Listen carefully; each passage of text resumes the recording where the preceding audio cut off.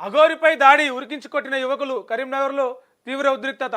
వేములవాడలో మసీదు కూల్చేస్తానంటూ సంచలన వ్యాఖ్యలు చేసిన అఘోరి. కొన్ని నెలలుగా ఒక 5-6 నెలలు అవుతుంది కావచ్చు ఈమె అఘోరి ఒక ఆమె తెరపైకి వచ్చి ఇష్టం వచ్చినట్టు మాట్లాడడం, ఆమె ఇష్టం వచ్చినట్టు ప్రవర్తించడం, గుళ్ళలోకి వెళ్ళిపోవడం, శ్మశానాల్లో అది చేయడం, మసీదు గుళ్ళ కొడతా సనాతన ధర్మం. సరే సనాతన ధర్మం కాపాడాలి, అందరూ కాపాడాలి. ఒక్కరు చేస్తే కాదు, అది ఒక్కరు చేస్తే కాదు, నాశనం కాదు.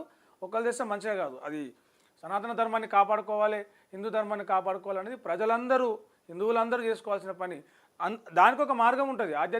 ఆధ్యాత్మికం అంటే ఏదో మసీదులు కూల్చేయడం, గుడి కూల్చేయడం, పొడుచడం, త్రిశూలాలు కత్తులు పట్టుకొని తిరగడం, కర్రలతోటి దాడులు చేయడం కాదు కదా.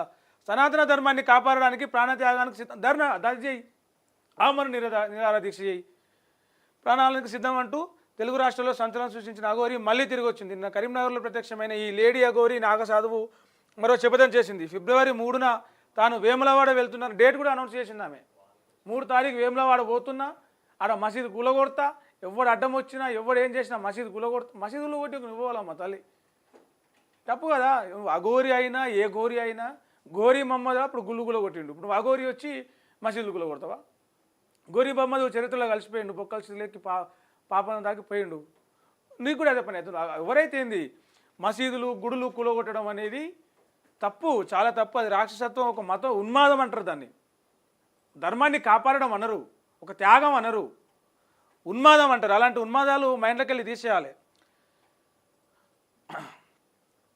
వేములవాడ దేవాలయంలో ఉన్న దర్గాను కూల్చే వరకు తన పోరాటం ఆగదని సంచలన వ్యాఖ్యలు చేసింది. ఈరోజు తనపై 4 గుర్తు తెలియని వ్యక్తులు దాడి చేశారంటూ పోలీసులకు ఫిర్యాదు చేసింది అఘోరి. కరీంనగర్ బైపాస్ రోడ్డుపై వెళ్తుండగా తనపై దాడి జరిగినట్లు ఫిర్యాదులో పేర్కొన్నది. అసలు ఏమైందంటే ఆమె కరీంనగర్ బైపాస్లో పోతుంది, నేను మసీదు కూలగొడతా అన్నందుకు నన్ను వచ్చి కొట్టిరు అని ఇట్లా పోలీసులకు కంప్లైంట్ చేసింది. మసీదు కూలగొట్టినందుకు వచ్చి ఓలో కొట్టిన గుర్తు తెలియని వ్యక్తులు వచ్చి కొట్టింది కాదు.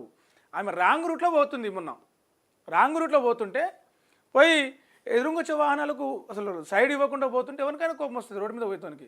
అఘోరి కాదు, సీఎంలు వచ్చినా, ముఖ్యమంత్రులు, ప్రధానమంత్రులు ఎవరు వచ్చినా, దేవుడే దిగి రాంగ్ రూట్లో కారు వచ్చినా ఎదురుంగొస్తున్న కోపం వస్తారే చక్కగా ఓరా భయ అంటాడు.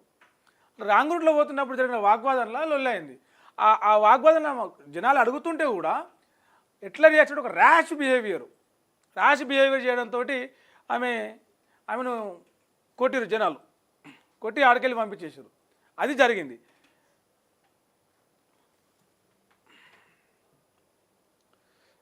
ఏదో న్యూసెన్స్ క్రియేట్ చేయడం, దానికి నన్ను కొట్టిరు, నన్ను జనాలు నా మీద దాడి చేసిర్రు అది అని చెప్పేసి ఉల్టా ఇది చేయడం. 13 నెలలు